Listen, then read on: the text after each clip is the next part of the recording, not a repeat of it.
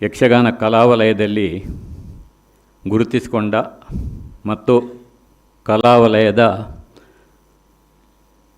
ಕಲಾವಲಯವನ್ನು ಸೂಕ್ಷ್ಮವಾಗಿ ಗಮನಿಸುವ ಪ್ರತಿಯೊಬ್ಬರಿಗೂ ಕಲಾರಂಗದ ಸಾಧನೆ ಒಂದು ಮಾದರಿಯಾಗಿದೆ ಅಂತ ಹೇಳೋದರಲ್ಲಿ ಯಾವುದೇ ಅನುಮಾನ ಇಲ್ಲ. ನಾವೆಲ್ಲ ಹಲವಾರು ಕಲಾ ಪ್ರಾಕಾರಗಳನ್ನು ನೋಡಿದ್ದೇವೆ. ಆದರೆ ಯಾವುದೇ ಒಂದು ಕಲಾ ಪ್ರಾಕಾರದಲ್ಲಿ ಕಲಾವಿದರ ಯೋಗಕ್ಷೇಮಕ್ಕಾಗಿ ನಿಸ್ವಾರ್ಥ ಸೇವೆಯನ್ನು ಗೈಯುವಂಥ ಒಂದು ಸಂಸ್ಥೆ ಇದ್ದರೆ ಅದು ಕಲಾರಂಗ. ಮತ್ತು ಆ ಕಲಾರಂಗದಲ್ಲಿ ಅದರ ಸಾಧನೆಯನ್ನು ಮತ್ತು ಅದರ ಫಲವನ್ನು ಅನುಭವಿಸುವ ಒಂದು ಅದೃಷ್ಟ ಹೊಂತರು ಅಂತ ಹೇಳಿದರೆ ಯಕ್ಷಗಾನ ಕಲಾವಿದರು. ಇದನ್ನು ಯಕ್ಷಗಾನ ಕಲಾವಿದರು ಅರ್ಥ ಮಾಡಿಕೊಳ್ಳಬೇಕು.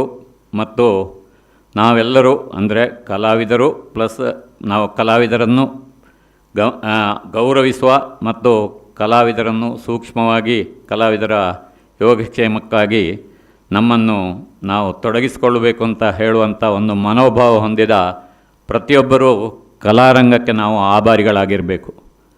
ಯಾಕೆಂದರೆ ಇಷ್ಟು ದೊಡ್ಡ ಸಾಧನೆಯನ್ನು ವೈಯಕ್ತಿಕವಾಗಿ ಯಾರಿಂದಲೂ ಮಾಡಲಿಕ್ಕೆ ಸಾಧ್ಯ ಇಲ್ಲ. ಇಂಥದ್ದು ಸಾಧನೆಯನ್ನು ಮಾಡಬೇಕಾದ್ರೆ ಒಂದು ಸಂಸ್ಥೆ ಖಂಡಿತವಾಗಿಯೂ ಬೇಕು. ಅಂಥ ಸಂಸ್ಥೆಯಲ್ಲಿಯೂ ನಿಸ್ವಾರ್ಥ ಸೇವೆಯನ್ನು ಮಾಡುವಂಥ ಪದಾಧಿಕಾರಿಗಳು ಕೂಡ ಇರಬೇಕು.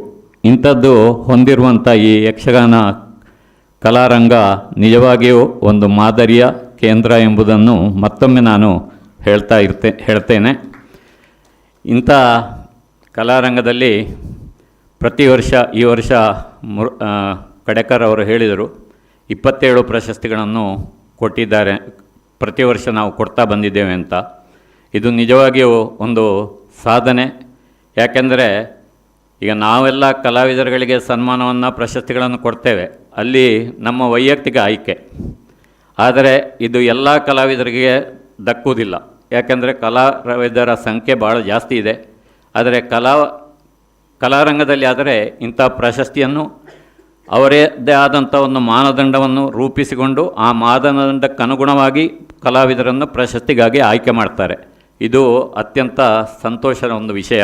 ಇದರಿಂದಾಗಿ ಹೆಚ್ಚಿನ ಕಲಾವಿದರು ತಮ್ಮ ಜೀವನದಲ್ಲಿ ಕಲಾರಂಗದ ಒಂದು ಪ್ರಶಸ್ತಿಯನ್ನು ಪಡೆಯಲಿಕ್ಕೆ ಸಹಕಾರಿಯಾಗ್ತದೆ.